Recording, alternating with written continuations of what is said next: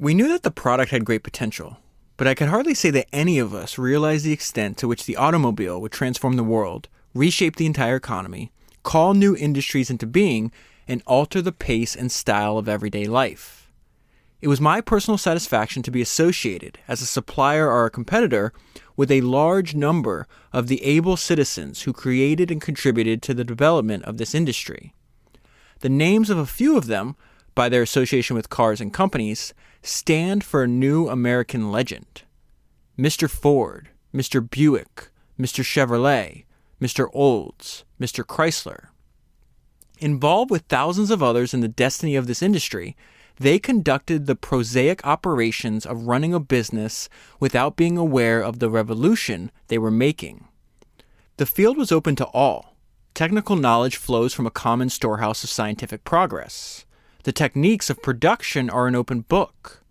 The market is worldwide, and there are no favorites except those chosen by the customers. When we started on this great adventure in the early 1900s, the whole automotive industry was searching for ways and means to find itself. In those early days, we lacked the techniques that today are taken for granted.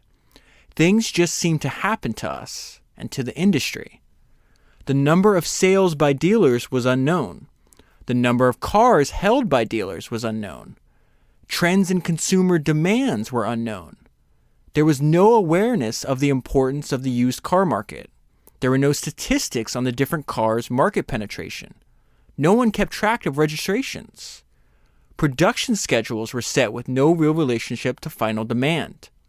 Our products had no planned relation to one another or to the market. The concept of a line of products to meet the full challenge of the market had not been thought of. We had to start from that beginning.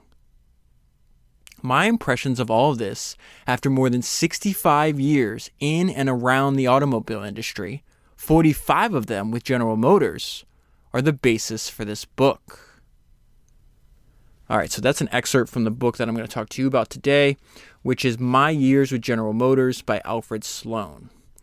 Okay, back on Founders 110, I covered, this was the second podcast I did on Henry Singleton, and I talked to you about the book called Distant Force, a memoir of the Teledyne Corporation and the man who created it.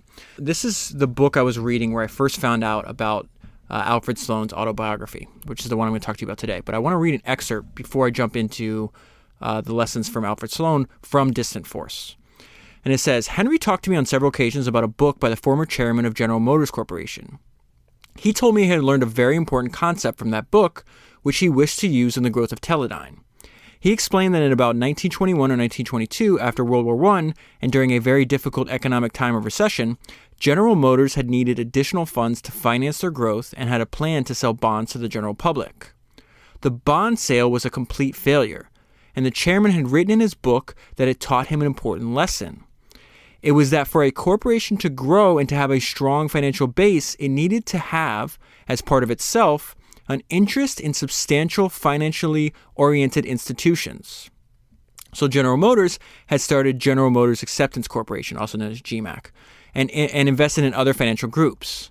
As a result, and this is the important part, as a result of his interest in the idea, Henry had decided that at some point, when Teledyne had reached a certain size, he would seek out financial organizations we could acquire. So near the very end of our acquisition period, we did go in that direction before we finally stopped. We began acquiring a number of financial and insurance companies, which was a significant change from our usual aerospace, metals, industrial, and consumer company acquisitions. So the note I left on that when I read that part of the book, the note I left on that page was actually another quote that is found in Poor Charlie's Almanac. And it explains why Charlie Munger and Warren Buffett are so fanatical about reading biographies and studying history. And he says there are ideas worth billions in a $30 history book. And in the case of Henry Singleton and Teledyne, the effect that the book that we're going to talk about today that had the effect of that one idea that Henry found in that book that is literally true. It had a multi-billion-dollar effect on the outcome of Teledyne, and it's just another. To me, it's just another illustration of why we're on the right path with what we're doing here at Founders by going through and reading all these biographies, because there's so many ideas that people spent their entire careers, and in many cases, making mistakes that they warn you, to not follow in their path. So I just wanted to bring that to your attention to tie all this together. I want to jump right into this book. I want to first start talking about, I think, what jumps off the page as soon as you study Alfred Sloan. So again, we talked about Sloan a lot in the last two podcasts because we were talking about the founder of General Motors, Billy Durant. And so the way to think about how Sloan fits into the picture as we continue this multiple part series as we're studying the early automobile industry founders and pioneers is Billy Durant started the company and Sloan perfected it. Okay, so first, something to know about Sloan is he was a striking difference between him and Durant. Durant had a ton of different things he'd juggle at one time. He'd be investing. He'd run a bunch of different companies. Sloan had a singular focus, and he says so here. He says General Motors and the Hyatt Roller Bearing Company have been almost the sole interests of my business life. And I think that's one of the things, just like similar to Henry Singleton, even though Singleton ran a conglomerate, he had a singular focus. And I think that's something that when I started studying Henry Singleton, something that has changed the way I want to approach my life and an idea I hope I never let go of. All right, another thing to know about Sloan. He always thought big. And I love this idea. He says, I simply took the view that we should go at the job vigorously and without hampering restrictions. I put no ceiling on progress. This gives you a good indication of his personality. He's extremely serious, extremely dedicated, extremely driven. So this is Sloan. Now this is, it's funny. This is advertised as like an autobiography. It's not an autobiography. He talks about his personal life and his family and the stuff you would expect to find in an autobiography for like a few paragraphs. The vast majority is extremely detail-oriented around the decisions he made while running General Motors. And I've read in other books that he had over 20 different researchers helping him go through the archives of General Motors to pull out minutes from meetings, all kinds of stuff. So this book is massive. It's 600 pages. It's extremely detailed. But I do want to tell you a little bit about his early life to the small degree that he covers it. This is Sloan on his family traits. He says, I think we have all had in common a capability of being dedicated to our respective interests. So he's talking about his siblings there, that whatever profession they all chose different professions, but they took it very seriously. A little bit about his early life. And as I read this section to you, I just want you to think about, we see this trend again and again. Sloan was at the right place at the right time with the right set of skills. And so he's indicating that to us here. He says, I came of age at almost exactly the time when the automobile business in the United States came into being. In 1895, the first gasoline automobile manufacturing company in the United States was started. That same year, I left MIT with a BS in electrical engineering and went to work for the Hyatt Roller Bearing Company. The Hyatt bearing, the product they're making, was later to become a component of the automobile. And it was through this component that it came into the automotive industry. Remember, he worked in the industry for 65 years. Except for one early and brief departure from it, I have spent my life in the industry. So think about how valuable that is. He's over 6 decades of experience in one industry, the things that we can learn from this person.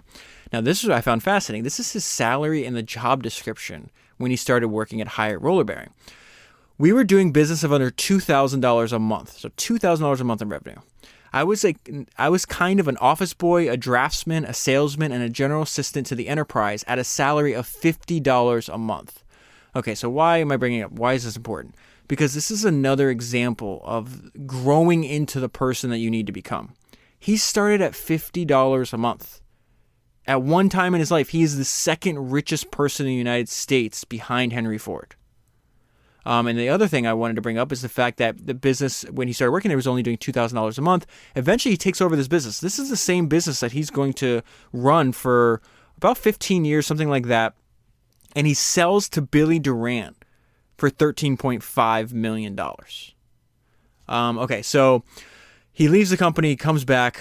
They buy Hyatt because it's about to go out of business. It's about to be liquidated. And his father buys it with an associate, and they give him 6 months to turn it around. So let me just bring you up to speed on this real quick in case you haven't yet listened to last week's podcast. In 1898, it appeared that the company would have to liquidate, but my father and an associate of his combined to put $5,000 into Hyatt. So $5,000 investment that they want. His father is a shareholder the entire time up until the point where he sells it to Billy Durant. So they put $5,000 into Hyatt with the understanding that I would go back for 6 months and see what I could do with it. At the end of 6 months, we had made some advances in volume and economy, and we made a $12,000 profit. That put the business into a position where we recognized that it might be successful. And this is so important. I could not know then that through Hyatt, I had entered into the headwaters of General Motors. So what is Sloan saying there? He's saying that the opportunity that he was about to be presented was unpredictable. Not only does he become a supplier to General Motors, Ford, and others, but of course, General Motors winds up buying the company about a decade and a half in the future from where we're at. Something to know about Sloan. Again, I don't think they're going to write a book about you if you don't have this personality trait. He was persistent and determined. So he says, for the next 4 or 5 years at Hyatt, we had growing pains. It was difficult to get business, and when we got it and expanded, we needed working capital, and we could not get that outside the company. So another contrast to Durant, who wanted to fund most of his money through his companies through stock issuances and collecting money from other people. Sloan grew his company internally, mainly through profits. In 5 years, we made progress. Our profits got up to about $60,000 a year. That's amazing considering they're doing $2,000 a month when you started working there. And the prospects improved as the young automobile industry opened up a new market, meaning a new market for the bearings. Now, my two favorite parts of reading this book was Sloan has an immense amount of knowledge into the early days of the automobile industry, which I, of course, find fascinating. So I'm reading so many books on it. And second, which I'll get to later, is he's extremely detailed in his head-to-head competition with Henry Ford, which he winds up winning. So I'm going to tell you more about his strategy, which is really fascinating. And he goes into a great detail, which is a fantastic part about the book. So on the early days of the automobile industry, he says, my first personal experience with automobiles was much like that of others at the time. I wanted one but couldn't afford it. Only about 4,000 cars were made in the year 1900, and they were expensive. So, of course, you can't really understand Alfred Sloan if you don't understand Billy Durant and vice versa. So he's going to talk a lot about Durant in this book. This book was published about 20 years after Durant died.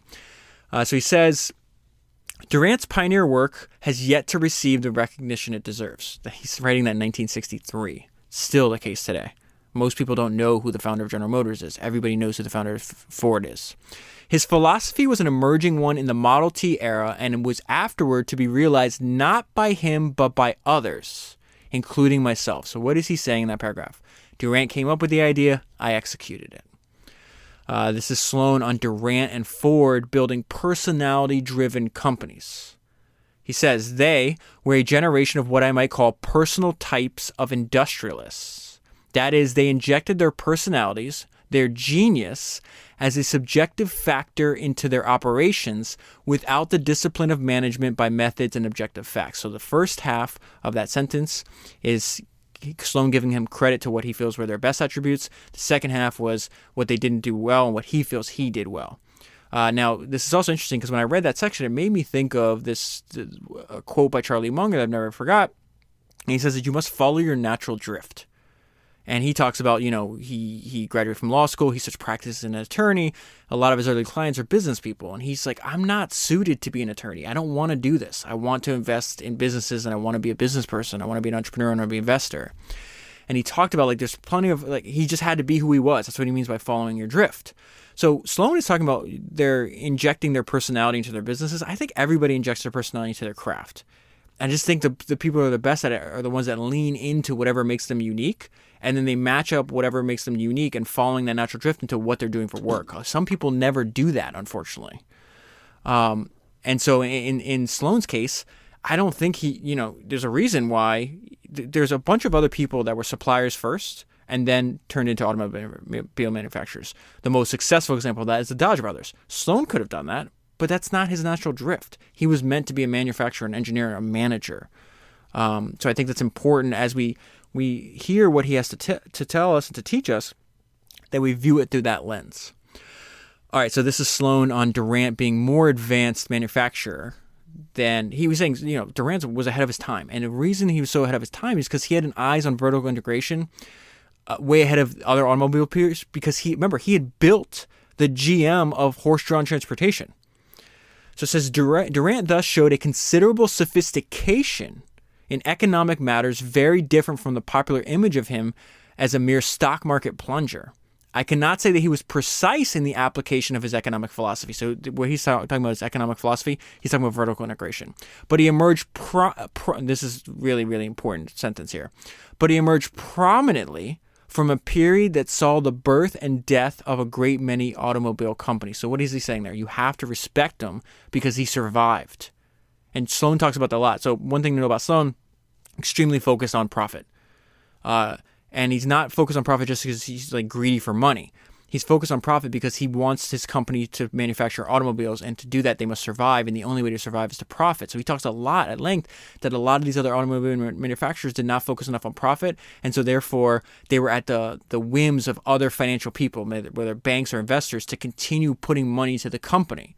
And when you find, what Sloan was talking about is when you find yourself in that situation, you're going to, if you happen to need money at the same time there's an economic contraction, which Sloan had to manage, he managed GM for 3 to 4 decades. He had to deal with this constantly. And I'm going to get to more of his crazy impressive performance during the Depression, that you're going to find yourself at the whims of those people that have the money. And if they don't want to give it to you, you're done. So to Sloan, he has like a love-hate relationship with Durant, and I'll get to that. He talks about that he views him in two minds, two different ways that are in large part contradictions. But this one sentence, like he did respect him because he survived. There was tons of people that started companies in the early 1900s.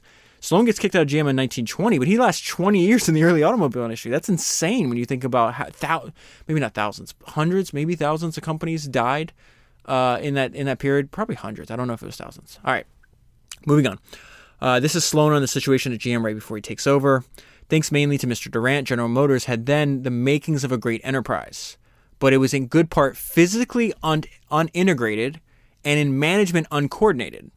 The expenditures for new companies, plants and equipment, and inventories were terrific, some of them not to bring a return when he meant terrific means it was a large amount of money, not that they were great. To his point, he says some of them not to bring a return for a long time, if ever. And as they went up, the cash went down, meaning they had large to not only manufacture but to manufacture that amount of cars took an insane amount of money.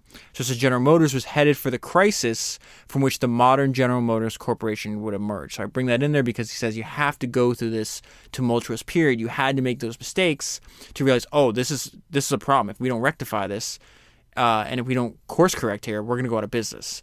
And so when Sloan takes over, it's a period of crisis, but that's a motivating factor because that allows him or motivated him to build a very, very strong financial base, which he definitely does.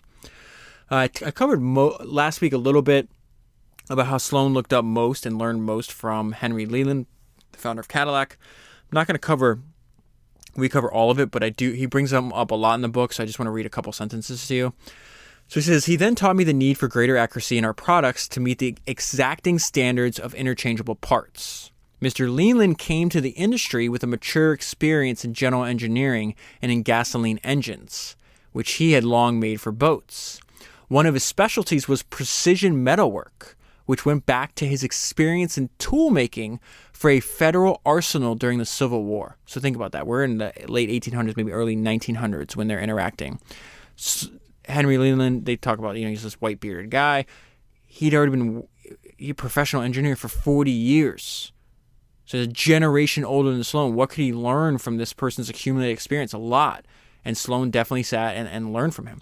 It has been called to my attention that Eli Whitney, long before, had started the development of interchangeable parts in connection with the manufacture of guns. They're also during the Civil War. A fact which suggests, this is why I'm including this part. I love this sentence. A fact which suggests a line of descent from Whitney to Leland to the automobile industry. And the reason I love that part is because I thought of this quote that actually comes from Damian Marley, of all people. And he says, the accumulated intelligence of mankind is what makes us special amongst all other species. Everything is built upon the foundation before it. So not only are we seeing that Leland is building on Whitney, and then Sloan builds on Leland, but then who built on Sloan? I just just started the podcast telling you that Singleton built on Sloan. So this statement is true. Everything is built upon the foundation before it. And you're doing a great disservice to yourself if you're not studying the foundation. Sloan on Walter Chrysler. One of his best friends, wound up being a competitor too. Mr. Chrysler was a man of high ambition and imagination. He was a practical man with broad capabilities. His genius, I think, was in the organization of automobile production. Definitely. He used to run all of manufacturing and production for GM. He recognized the opportunity offered by the young and promising automobile industry. It's really funny because later in the book, Sloan is talking about how he's competing with Ford, and they're all focused on Ford because it's such a dominating force in the industry. And they're at the time, and I'll get into more of this in later, but Sloan is using the lower price brand Chevrolet as his main weapon against Ford, and out of nowhere comes Chrysler with another lower price car. And he knew he was a formidable character because he knew that this guy didn't play. He had a lot of experience. He's a really intelligent person. You have to take him seriously. This is Sloan on why he thought it was a good idea to sell his company to GM. So he says, because of the way Hyatt's business had evolved, it had come to depend upon a limited number of customers. So what he's telling us in this section, as I continue to read, think about, he's telling you that it's a very dangerous and fragile place to be in if almost all your revenue comes from one or two people. He says Ford alone represented about half of the sales. This business, if lost, could not be replaced because no new customer of such magnitude existed. Second, so he goes through three. That's the first reason. This is the second. I recognize that the kind of roller bearing we made at the time was destined to be supplemented and perhaps superseded by other types. And what then? Another reorganization, a different product. In effect, you'd have to create an entire new business, essentially what he's saying there. I may say that in the past 45 years, what I thought then would happen to the product has happened. Hyatt's old type of bearing had gone out of automobile design, so he's right about that. Third, I had spent my entire working life, I was 40 years old then, developing a property, and I had a large plant with a great deal of responsibility, but I never much yielded out of it dividends. Mr. Durant's offer presented an opportunity to convert Hyatt's profits into readily saleable assets. So what he's saying, I want to get paid. I want to know what it's like to be rich. I worked really hard. I want to take some money out. Nothing wrong with that. So Durant winds up buying the company. Durant's running this company at the time called United Motors. Don't worry about the name. It's just a proxy to get control of GM, and it gets folded into GM once Durant gains back control. So just ignore this part. But the important part is that he's getting out of his comfort zone. We talk about this over and over in the podcast. Comfort is a false god. You're not going to do anything great with your life if you try to seek comfort constantly. So he says, for the first time in my business horizon widened beyond a single component of the automobile. I became president and chief operating officer at United Motors. United Motors is acquired by GM. Sloan takes a keen interest in GM because he has so much of his net worth tied up in its stock. And this is where he starts telling us he's working at GM as a vice president, but he's also monitoring Durant because Durant's running the company that is responsible for a large percentage of his net worth. So he's concerned about it. He said, I had proprietary as well as professional reasons for taking an interest in the corporation as a whole, since most of my personal assets had been converted into GM shares. It was not long therefore before I began to take a close look at Mr. Durant's general policies. I was of two minds about Mr. Durant. I admired his automotive genius, his imagination, his generous human quality. So that's what I admire about him too. He's extremely likable. You want to root for him when you read his biographies. And his integrity. His loyalty to the enterprise was absolute, but I thought he was too casual. It's an interesting choice of words there. Some would say Sloan is too serious. I thought he was too casual in his ways of an administrator, and he overloaded himself. Important decisions had to wait until he was free and were often made impulsively. Sloan also questions if Durant was telling the truth. He says they didn't see the financial panic coming. The one in the early 1919, 1920, 1921 area. Mr. Raskob, who's running the company with Durant, came over from DuPont because DuPont had made a large investment. Again, I cover that in the other podcast. If you want to learn more about that, go back. So it says Mr. Raskob went ahead pushing the expansion and paying the bills. Mr. Durant's management methods let things get out of control. So he's talking about what's happening right before Durant gets pushed out. And he's telling us this because this is the end of Durant's story and the beginning of his, right? So he says, I've heard that Mr. Durant became pessimistic about the national economy in late 1919, but I can find no record of it. On the record, both Mr. Durant and Mr. Raskob were strong, optimistic expansionists. They seem to disagree on occasion only what to put the money into. So again, Sloan is going to tell you over and over again, be optimistic, but not in the face of uncertain economic conditions, if that could lead to the potential bankruptcy of your company. Last week, so when when Durant gets kicked out, he's convinced that there was like stock manipulation, and he was squeezed, and essentially he's saying, I got hustled, right?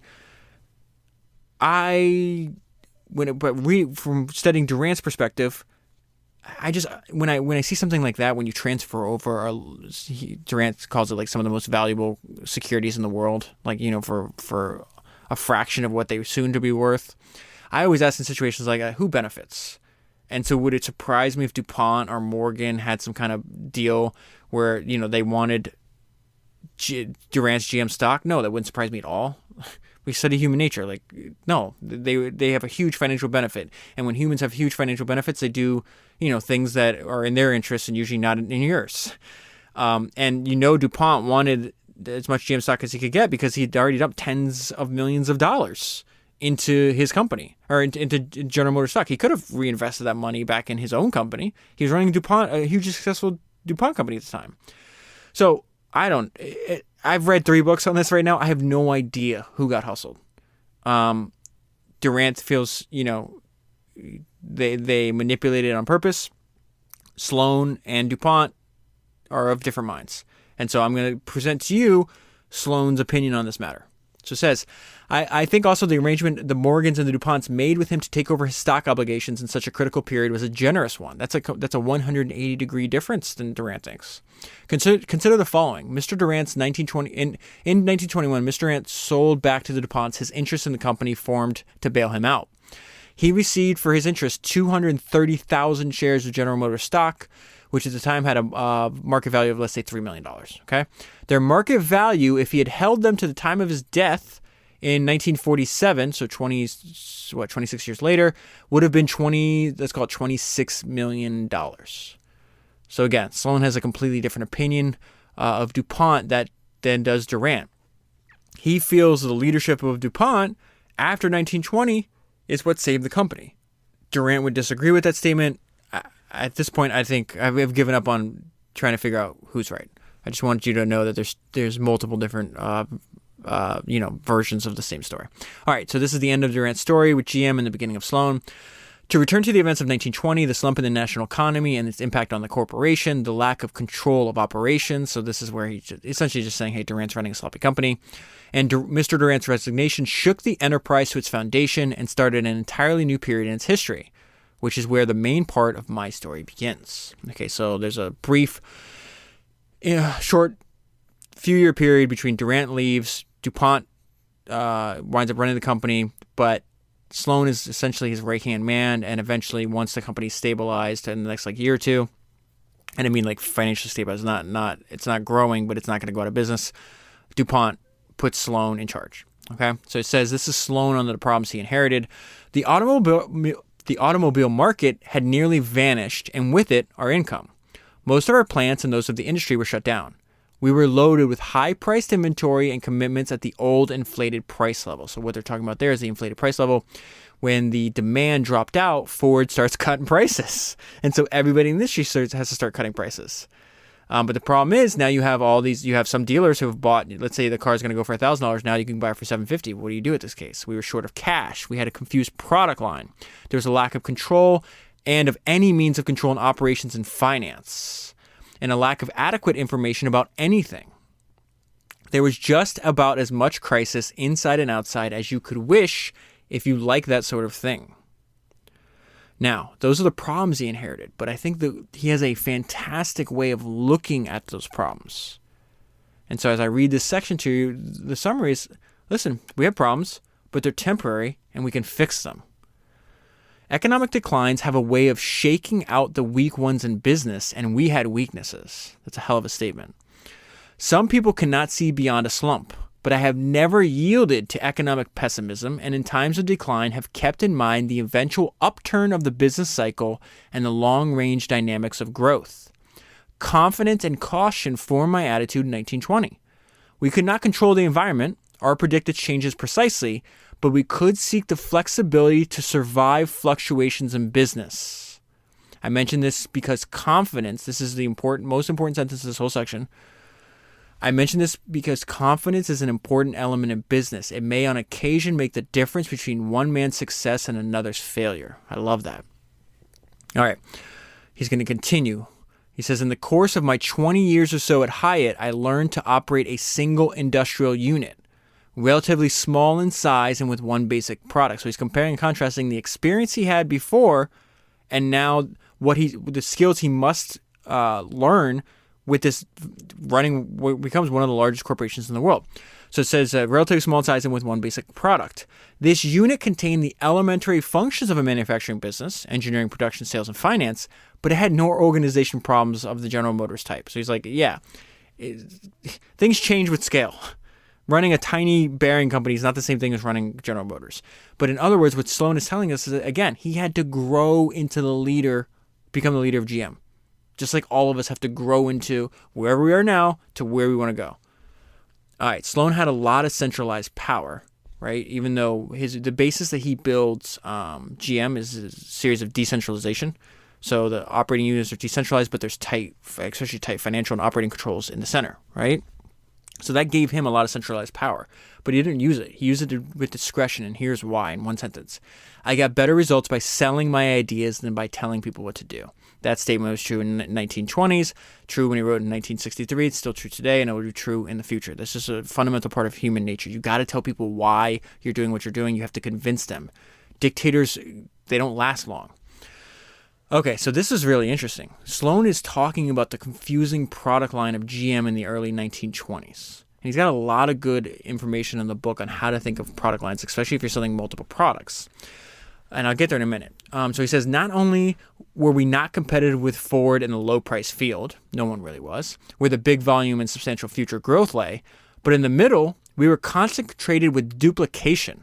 So maybe Buick had a car that competed with the Oldsmobile, and there's other manufacturers that are no longer in business that they owned. We're also making a car. We did not know what we were trying to do except to sell cars, which in a sense took volume from each other. Some kind of rational policy was called for. When I read that section, I thought of the most recent famous example of this is when Steve Jobs came back to Apple from the second time in the late 90s.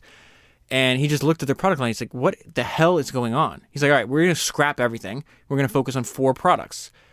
I think it was consumer laptop and pro laptop and consumer Macintosh and pro Macintosh, if I remember correctly. So Steve Jobs, the reason I bring that up is because when Steve Jobs looked at Apple's lineup, Sloan's doing the same thing, and they're both saying, why is this product here? This is not a cohesive product strategy.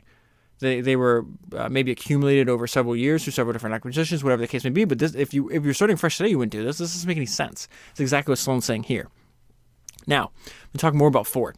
Because Ford, again, you can't talk about the early automobile industry without talking about Ford. It's so hard to understand how dominant Ford was. And we're going to get into some of the numbers, the difference in size of scale. It's really baffling. So Ford was so powerful that, of course, it's going to influence GM strategy in the 1920s, right? So at the beginning of the 1920s, they're getting trounced by Ford. By the end of the decade, they beat them. Chevy overtakes them.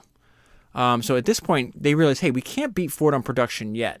So Sloan does something really smart here. He's like, I'm not going to out Ford. So where do we find our edge? And so we start getting into a slight summary of his strategy for competing with Ford. So he says, with Ford in almost complete possession of the low-price field, it would have been suicidal to compete with him head-on. No conceivable amount of capital short of the United States Treasury could have sustained the losses required to take volume away from him at his own game. So therefore, the strategy we devised was to take a bite from the top of his position, conceived as a price class, and in this way build up Chevrolet volume on a profitable basis. So they're saying, hey, he's been dominating with the Model T for a long time. His production numbers are 4 or 5 times our amount, which means he could sell for way cheaper than we are. So there's no room at the bottom. Can't match him on price. But what Sloan's picking up is think of the Model T as strictly utility. It is just transportation, bare bones, cheap as can be. He's saying with the more automobiles that we sell, we're going to see consumers' tastes change, and the market's going to open up. So it's Cadillac at the higher end of the market. We got Buick a little below that. I was like, what if there's like a wedge in between the high end of the market and maybe the $100, $200 more than the Model T, but a lot more value for the money? That is their wedge. Okay, so I'm going to go into that more detail. I just want you to know where we're going. Oh, so let me back up too. There's a lot going on in this paragraph. Let me read it to you first. Let me tell you what my interpretation of it was. I recognize that my election to the presidency of the corporation was a big responsibility and a business opportunity that comes to few.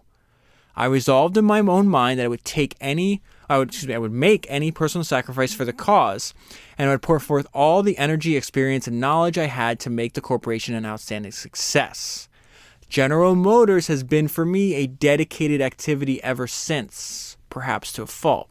Okay, so a few things going on in this paragraph. One, he realizes that the opportunity he is given is rare. Smart move. How many people are going to run a company like GM in their lives? Very few. Number two, this is also why he is worthy of our time and attention to study, because he spent 4.5 decades running one company and 6.5 decades in one industry. 3, he's talking about his singular focus. He even said, perhaps to a fault. Again, one of the most important lessons that I've learned from reading these biographies is that we need to focus. Your attention, your time and attention is the most valuable asset you have. And allowing people to hijack it or take time away from what you should be focused on. It's funny, I just read this interesting excerpt from an interview with Jerry Seinfeld. And let me read it to you. It's Jerry Seinfeld on doing good creative work. He says, "Let me tell you why my TV series in the 90s was so good. Besides just an inordinate amount of pure good fortune. In most TV series, 50% of the time is spent working on the show, 50% of the time is spent dealing with personality, political, and other issues of making something. We spent 99% of our time writing. Me and Larry David, the two of us. The door was closed. It's closed. Somebody calls, we're not taking the call." You can actually hear his voice. Like, I hear his voice when I'm reading this. "We were going to make this thing funny. That's why the show was so good." And I think for vast majority of people, they're going around, they're giving their craft 20% of their attention, 40%, maybe 50%. And the people we cover, they're giving 99, 95%, whatever the number is. I'm talking about on things that are actually important to business. I'm not telling you to ignore your family, your health, other things. Definitely not.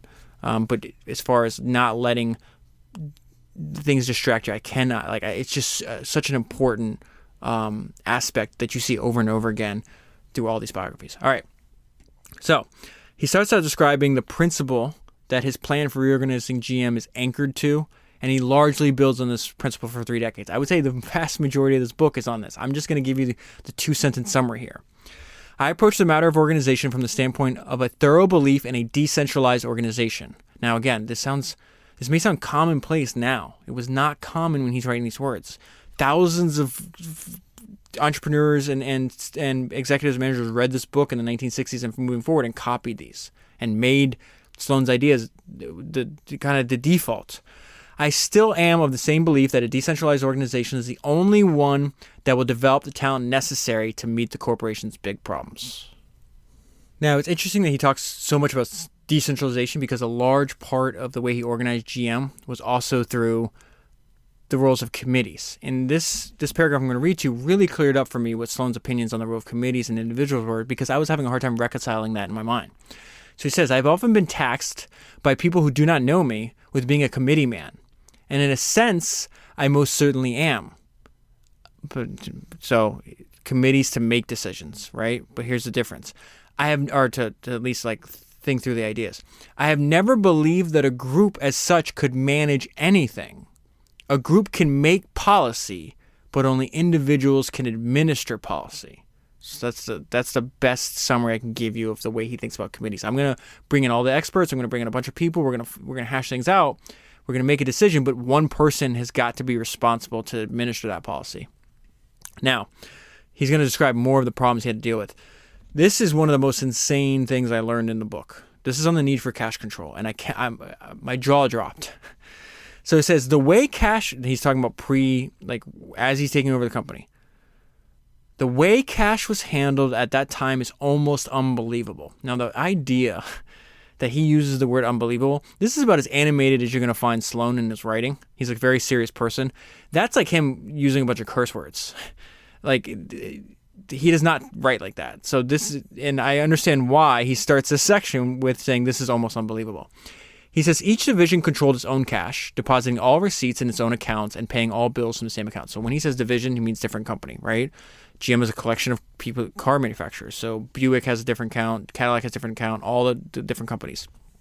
And all of them are separate. Since only the division sold products, none of the cash receipts flow directly to the corporation itself. We had no effective, so that's really bizarre, right? It gets way, way crazier. We had no effective procedure for getting cash from the points where we happen to have some to the points where we happen to need some.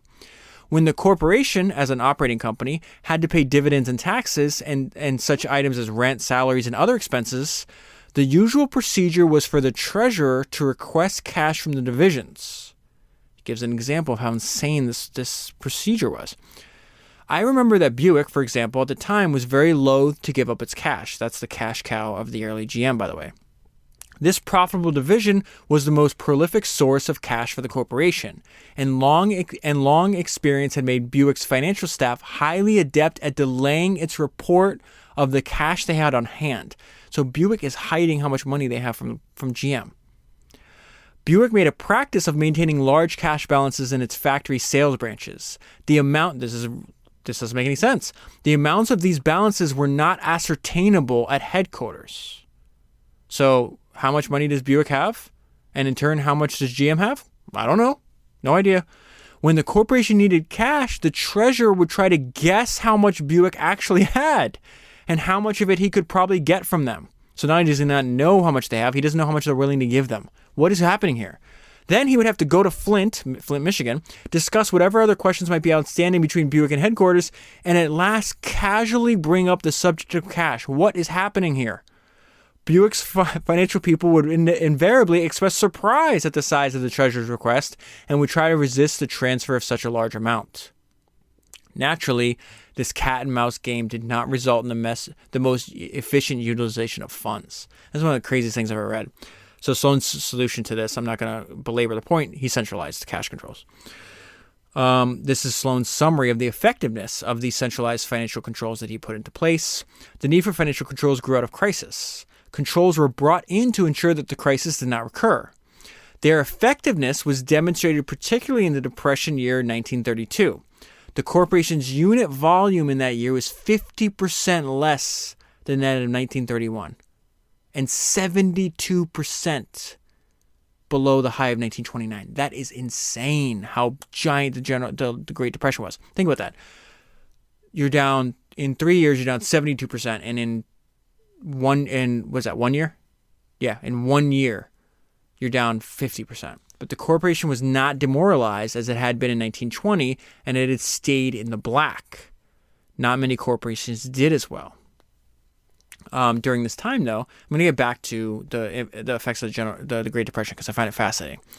But I really like how Sloan was aware. This is Sloan telling us it's important to understand what is influencing your growth or decline, some of which is under your control and some of which is out of your control.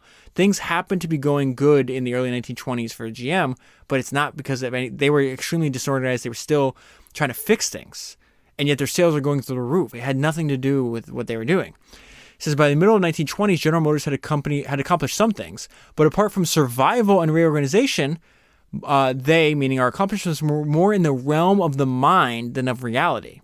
That our volume of business had increased after the slump of 1921 could be attributed less to our own wits than to the improvement in the general economy and the rising demand for automobiles. They were just bailed out because the industry they were in was growing rapidly. So in other words, we're lucky that during our time of reorganization, we had an increase in sales due to things largely outside of their control. Now, Sloan is going to continue to elaborate on GM's plan for the 1920s. And again, I've said this over and over again, it's very fascinating how large a part of it had to be in response to the dominant position of Ford. So this is, it was that plan, policy, or strategy of 1921, whatever it should be called, which I believed more than any other single factor enabled us to move into the rapidly changing market of the 1920s with the confidence that we knew what we were doing commercially and we were not merely chasing around in search of a lucky star. So to review, he's talking about the ideas like, we're going to use Chevrolet as our wedge to attack Ford, and we're going to say, hey, there's another growing market. There's going to be more demand right a smidge above Model T. Can't get below Model T, can't get to Model T. We're thinking that customers' tastes are changing, therefore the market's developing, and this is the vehicle we're going to use to overtake Ford, right?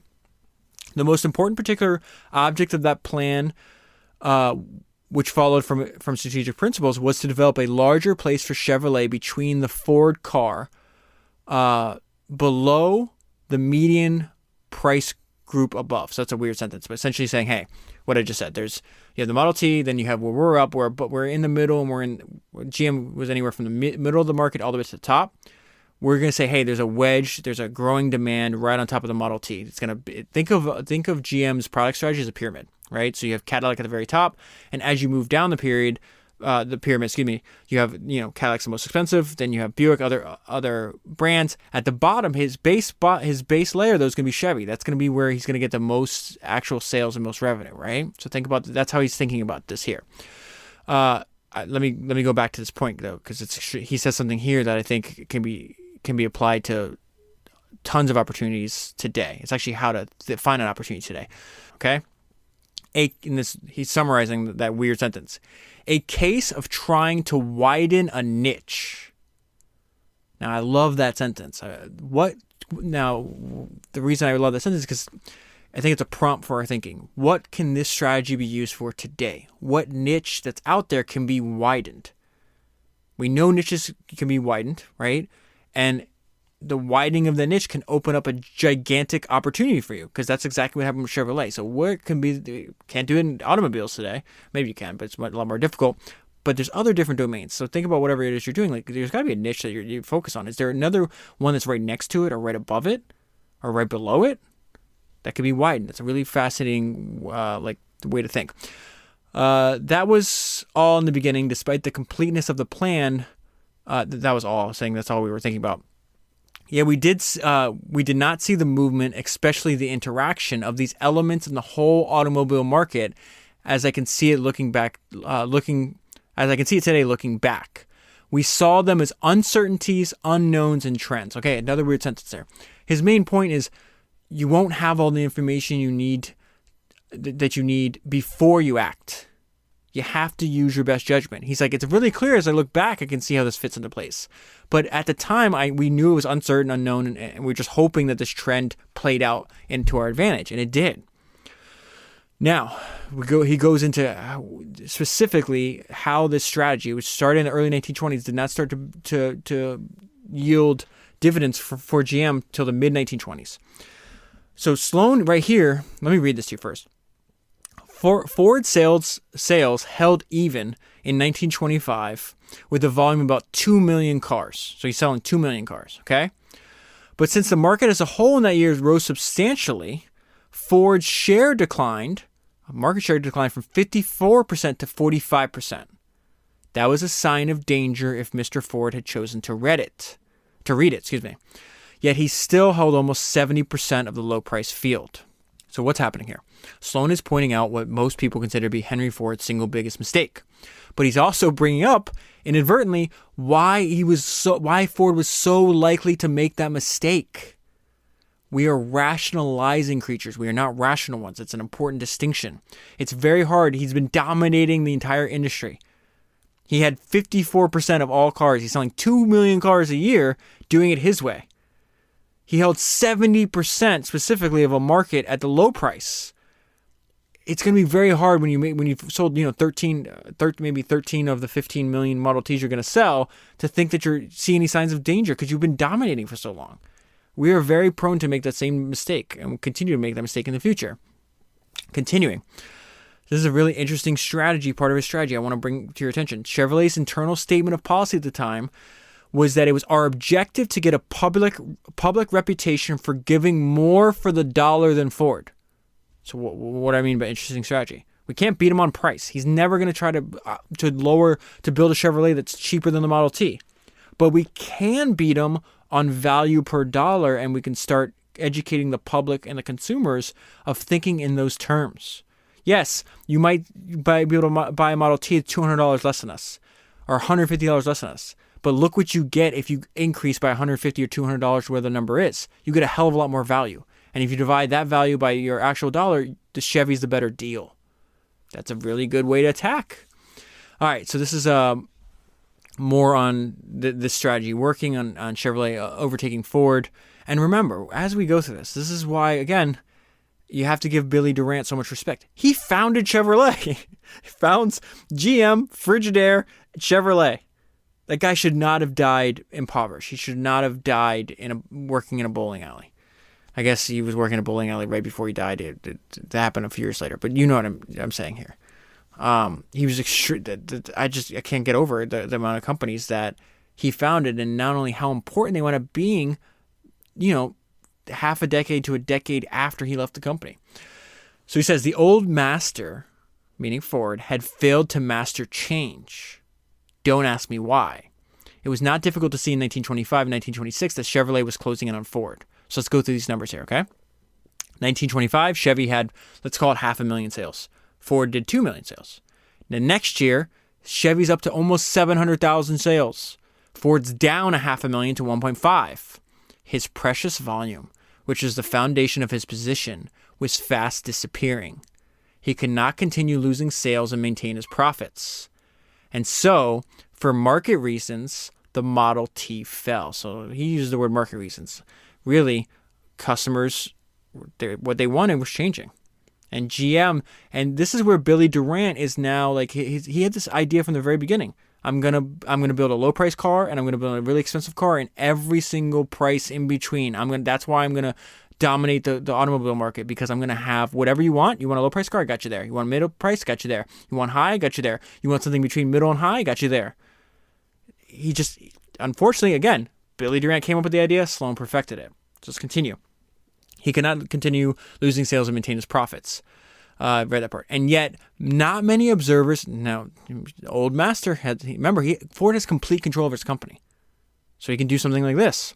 And yet, not many observers expected so catastrophic and almost whimsical a fall as Mr. Ford chose to take in May 1927, when he shut down his great plan completely and kept it shut down for nearly a year to retool, leaving the field to Chevrolet unopposed. Mr. Ford regained sales leadership again in 1929, 1930, and 1935, but speaking in terms of generalities, he had lost the lead to General Motors. Mr. Ford, who had so many brilliant insights in the early years, and he definitely did, like I said before, I'd say in some hypothetical world, you can only learn about entrepreneurship or making a product or building a business or mastering your craft from one person. Not many people throughout history that, you put above Mr. Ford. He'd put above Henry Ford. There's other people, definitely with him, but he's definitely in that category. He had some brilliant insights. So it says, Mr. Ford, who had so many brilliant insights in his early years, seemed never to understand how completely the market had changed from the one in which he made his name and to one in which he was accustomed. All right.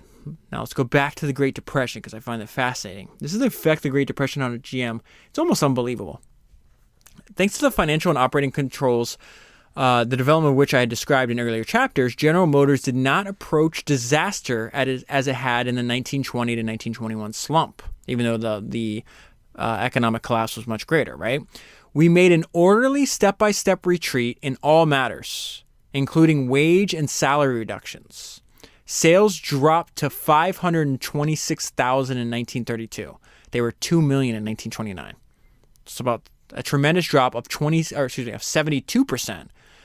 And when you consider, he's talking about the drop of 72% is even more tremendous when you consider that many expenses that an automobile manufacturer has are fixed. Now, here's the crazy thing. Our profits dropped from 250 million in 1929 to 165,000 in 1932. 250 million to 165,000, yet still in the black. thanks mainly to our financial control procedures. I'm pretty sure the entire multiple decade reign of Alfred Sloan, they never had a loss in a year. I'm almost positive. Okay, so what happens in a severe economic contraction? Let's not just think about GM in particular. Let's think of because this trend happens over and over again. We might be going through a severe economic contraction at the time I'm recording this. More people opt for the cheaper product, and the middle is hollowed out. Now, sometimes you see extremely expensive ultra luxury products. They sometimes are able to maintain their position, but we know what happens in almost every financial crisis. Happened in the Great Depression. I'm going to give you the numbers for GM here. The middle's gone, right? And so at the bottom, you might be able to maintain your business there. All right, so he says the situation was this. In the automobile market of 1933, the low-price group grew relatively. Remember, sales are down, but what percentage of your customers are going now for your lower-price cars? Grew relatively to encompass 73% of the industry's unit car sales, compared with 52% in 1926. So everybody's out of work, they're making less money, they all gravitate towards the lower price, right? This meant, now here's the problem for GM. This meant for the old car line, meaning their product line. Remember, I said he thinks of his product line as a pyramid, with Chevy as a base. That we would have 4 lines in 20% of the market and 1 line in 73% of the market. So in other words, the company that, and this was Durant's strategy. He's like, I'm starting Chevy to attack Ford because I think the greatest opportunity is at the lower end of the market, right? 1933, so 13 years after he's kicked out, Chevy saves GM's ass. 73% of their sales is coming from one of their 5 brands. That's amazing. He's got a really interesting point here. So think about this. After decades of intense competition, customers have more variety, right? And so they start making purchase decisions based on features they value that you might not be able to predict. This is why that pyramid strategy is so important. They may be picking something just on a matter of taste, and everybody has different tastes. So let me read this, and let me tell you how it ties into something else we learned. My general point, I believe, was valid, namely that selling had begun to focus on personal preferences of the consumer, especially in matters of style. People like different things. Many people do not want to have exactly the same thing that their neighbor has. The design of any car is an artistic and engineering compromise. No car can embrace all the desirable features. And this is what he has to deal with. Relatively inconsequential features often influence a sale. So what is he really saying? In other words, you don't have to be the best. You just have to be different. And another way to think about this is David Ogilvy. He had this idea in his book, Ogilvy on Advertising, which I'd pick up immediately if you haven't, of his idea of a positively good product, which is a completely different way to think about competing with other people. He says, let me read from that book. In the past, just about every other advertiser has assumed that in order to sell his goods, he has to convince consumers that his product is superior to his competitors. But Sloan is just telling us there's no such thing as a superior car because tastes are so varied. The market the market's wide open now, and you've had, he says, a decade, and at that point, two and a half decades of intense competition of people trying to find different wedges, different ways, different things that they can build in their car that give them an advantage, right? So he says, he had to convince consumers that his product is superior to his competitors. This may not be necessary. It may be sufficient to convince consumers that your product is positively good. I love this idea. Tell customers why your product is positively good. He continues, if the consumer feels certain that your product is good and feels uncertain about your competitors, he will buy yours. If you and your competitors all make excellent products, don't try to imply that your product is better. Just say what's good about your product and do a cleaner, more honest, and more informative job of saying it. Sales will swing to the marketer who does the best job of creating confidence that his product is positively good. This is fantastic. Now, towards the end of the book, it was very interesting because he has this idea when he's a younger man building Hyatt roller bearing, and it doesn't really. There's nothing that he experiences in his career that causes him to think that he's wrong. In fact, he sees the experience of others that thinks he's correct. So this is Sloan on debt. The strategic question in industrial finance, assuming you have something to work with in the way of a going business, is how to optimize its elements. The latitude for opinion, or subjective judgment here, is wide.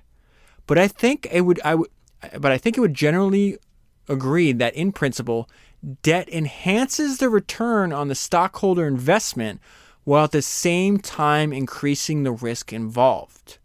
So here's what he's saying. Debt fragilizes. It would be agreed, I think, again, debt can increase your investment in good times, but in bad times, he's going to talk about what happens. I think it would be agreed, I think, that Mr. Durant had a strong desire to spend and had little inhibition about debt. Remember, he's constantly comparing and contrasting what he feels Durant did wrong and he did correct. Even so, the expansion of 1918 and 1920 might have worked without crisis if it had been assisted by management and financial controls. But he's saying you might have been able to pull it off if you ran your company a little better. But in your personal life, that wasn't the case. In his personal affairs, it was obviously debt that had brought disaster to Mr. Durant in the economic slump of 1920. This is a hell of a statement here. So much for that. It is equally evident that from 1921 to 1946, the corporation avoided long-term debt. What is he saying? I avoided long-term debt. I myself had feelings against debt, perhaps because of what I had seen of it in my experience. And yet I cannot really say that we had an anti-debt policy in that period. The facts show that we were in general able to do without it. So we may never explicitly say we're not going to use debt, but our financial performance was so great that we didn't need debt. I guess I just ran over my own point here.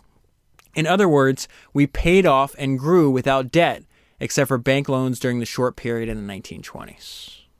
Now, he's going to describe the early days of the automobile industry, and this is a really important point, a really interesting point that I don't even know if he meant to make. Let me read this section to you first. During the early years of the automobile industry, the immediate goal of the engineers and inventors was simply reliability. To get a car to go somewhere and come back under its own power, more of a transportation utility, right? Many bright automotive ideas ended with a horse, a tow line, and laughter. Although progress was expensive, American motorists cheerfully paid the bills for it. In their enthusiasm for individual transportation, they bought the cars, reliable or unreliable, and thus provided the source of a substantial portion of the risk capital for experimentation and production. Not many industries have been so well favored by their customers. This is the reason I say this is an important point. What is he saying there? The desire for individual transportation was so great that customers were willing to finance it. So what other opportunities are like that today? I can't think of any. It'd be interesting if, to continue that line of thought. What is something that's so difficult to do, but if created, customers would provide money for it hand over fist like they did in the early automobile industry?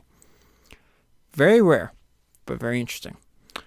Another main idea, I love Sloan has an entire chapter on change, which again, I think most people are afraid of, which is weird because one of the only constants in life is change.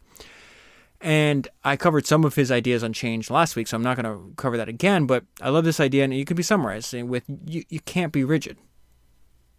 Building businesses, doing all the stuff that Sloan and others are doing, these are complex adaptive systems. Life is a complex adaptive system. It's going to change. You can't just be stuck in your ways. Above all, an organization must, so he's talking about an organization, you could even bring that on a personal level, right? Above all, an organization must adapt to great changes in the market.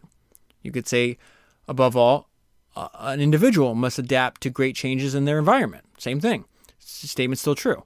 Any rigidity by an automobile manufacturer, no matter how large or well established, is severely penalized in the market. As we have seen was the case with Mr. Ford in the 1920s, when he stayed too long with his old and once dominant successful concept of the business. We had a different concept of the business, which we put into competition with his. It could have happened that he was right. As it happened, though, our concept was more in accord with the economy, the progress of the automobile, and the changing interests and tastes of consumers. And finally, this is one of my favorite paragraphs in the book and a great place to close. Each new generation must meet new challenges in the automotive market, in the general administration of the enterprise, and in the involvement of the corporation in a changing world. For the present management, the work is only beginning. Some of their problems are similar to those I met in my time. Some are problems I never dreamed of. But the work of creating goes on. All right, that is 122 books done, 1,000 to go. I'll leave a link in the show notes. If you buy the book using the link, you'll be supporting the podcast at the same time, and I'll talk to you again soon.